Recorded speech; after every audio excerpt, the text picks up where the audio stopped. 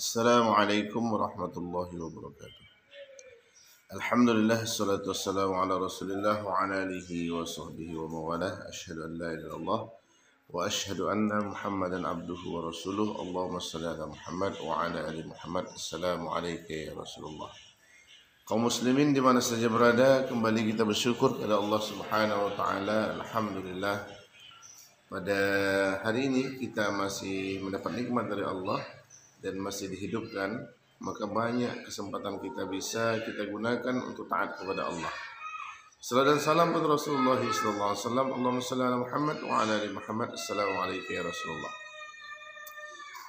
Pada hari ini kami ingin menjelaskan sebuah hadis Nabi SAW. Hadis ini diriwayatkan oleh Muaz. Pada suatu hari Muaz ini ditangkap atau dipegang oleh Rasulullah tangannya. Kemudian Rasul bersabda, "Ya Muaz, la uhibbuka thumma usika la tad'anna fi duburi kulli salatin taqul Allahumma a'inni ala zikrika wa syukrika wa husni ibadatik." Wahai Muaz, sungguh aku sangat cinta kepadamu. Kemudian aku wasiatkan kepadamu, jangan pernah engkau tinggalkan setiap di akhir salat untuk mengucapkan atau membaca Allahumma a'inni ala zikrika wa syukrika wa husni ibadatik. Yang artinya, ya Allah, tolonglah aku untuk berzikir kepadamu, tolonglah aku untuk bersyukur kepadamu, dan tolonglah aku untuk membaguskan ibadah kepadamu. Maka dalam hadis ini beberapa pendapat ulama kapan hadis ini dibaca ketika kita salat. Ada yang mengatakan sebelum mengucapkan salam. Misalnya innaka hamidum majid, kan mau salam kita lagi, maka sebelum itu dibaca Allahumma a'inni ala zikrika wa syukrika wa husni ibadatik. Atau setelahnya Assalamualaikum warahmatullahi, kemudian baca Allahumma a'inni ala zikrika wa syukrika wa husni ibadatik. Ini adalah satu kalimat pelajaran yang penting dari Rasulullah kepada Muaz. Namun bukan hanya untuk Muaz kaum muslimin, tapi kita sebagai umatnya juga mendapatkan pelajaran dari hadis yang disampaikan oleh Rasulullah ini. Apa pelajarannya? Pertama, memang pelajarannya kita harus rutin membaca hadis doa ini ya. Yang kedua, kenapa kita harus berdoa dengan doa ini? Karena kalau kita lihat artinya tadi, ya Allah tolonglah aku untuk berzikir kepadamu, ya Allah tolonglah aku untuk bersyukur kepadamu, ya Allah tolonglah aku untuk membaguskan ibadah kepadamu.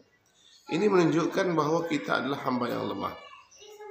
Kadang peluang itu banyak, peluang itu luas, tapi kadang tidak bisa kita mengambil kesempatan untuk berzikir kepada Allah. Karena begitu banyak aktivitas, semuanya ada zikir. Mau makan ada zikirnya, mau keluar rumah ada zikirnya, mau tidur ada zikirnya, mau menjumpai sesuatu atau seseorang ada zikirnya, memakai baju baru ada zikirnya. Tapi terkadang kita lupa, keluar rumah nanti lupa berzikir, mau makan lupa baca doa, lupa zikir lagi.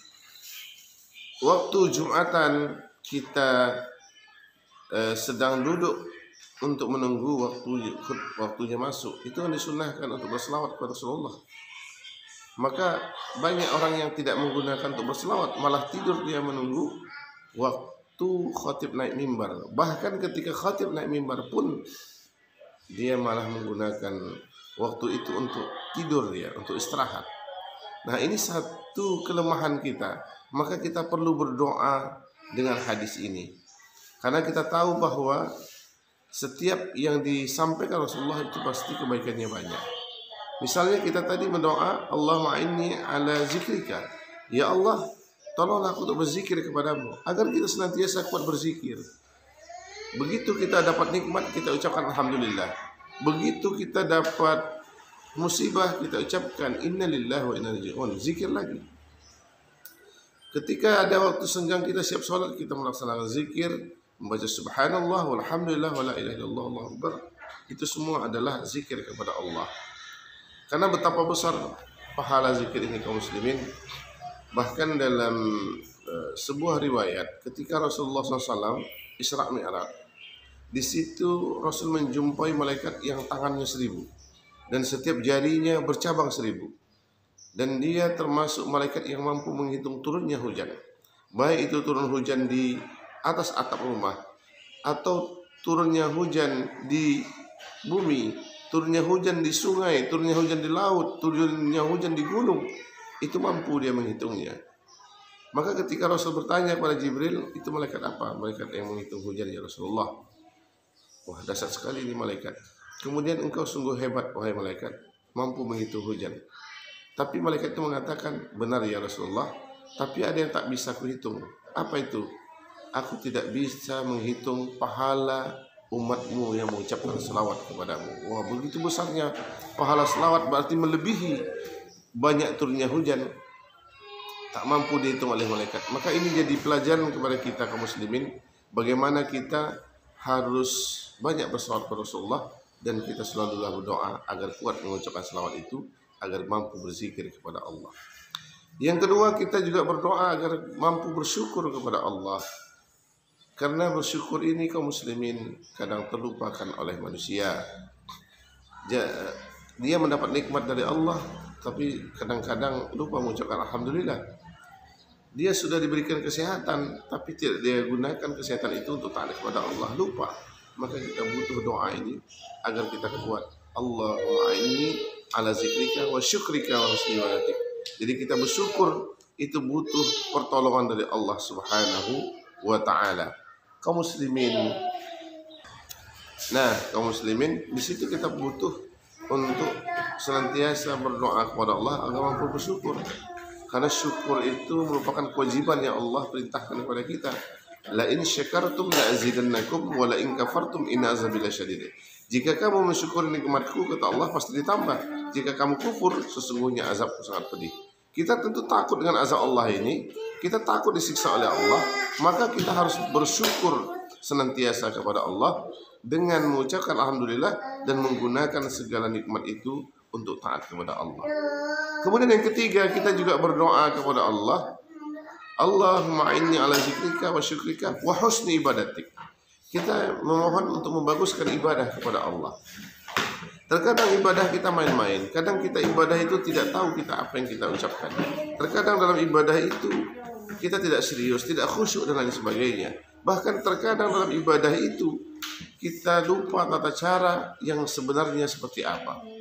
Maka di sini untuk membaguskan ibadah tentu menuntut ilmu. Nah, kita juga butuh kekuatan dari Allah agar kita ini semangat untuk menuntut ilmu. Karena ilmu itu merupakan suatu hal yang mutlak untuk kita ketahui, untuk kita pelajari. Karena ilmu itu merupakan jalan agar kita tahu metode untuk beribadah kepada Allah. Dan dengan ilmu itu kita tahu bagaimana membaguskan ibadah kepada Allah. Maka disinilah kaum muslimin, kita selalu bermohon kepada Allah, karena kita ini hamba yang lemah, hamba yang tidak punya kekuatan apa-apa. Makanya kita harus senantiasa berdoa kepada Allah agar kita dikuatkan untuk berzikir, dikuatkan untuk bersyukur, dikuatkan untuk membaguskan ibadah kepada Allah. Sehingga ini akan mampu mengurangi atau bahkan menghilangkan kemaksiatan dalam kehidupan kita. Kita akan mampu menghindari diri tidak bergabung dengan orang-orang yang menistakan agama Allah ini. Kita mungkin juga tidak termasuk orang-orang munafik, orang kafir, bahkan juga orang fasik. Maka disitulah kita penting untuk senantiasa berdoa kepada Allah. Semoga setiap doa yang kita panjatkan kepada Allah, Allah kabulkan segala doa kita, dan semoga doa itu juga menjadi senjata bagi kita untuk senantiasa kuat dalam rangka ketaatan kepada Allah. Mudah-mudahan ada manfaatnya. Mohon maaf atas segala kekurangan. Usikum wa nafsi bitaqwallah. Wassalamualaikum warahmatullahi wabarakatuh.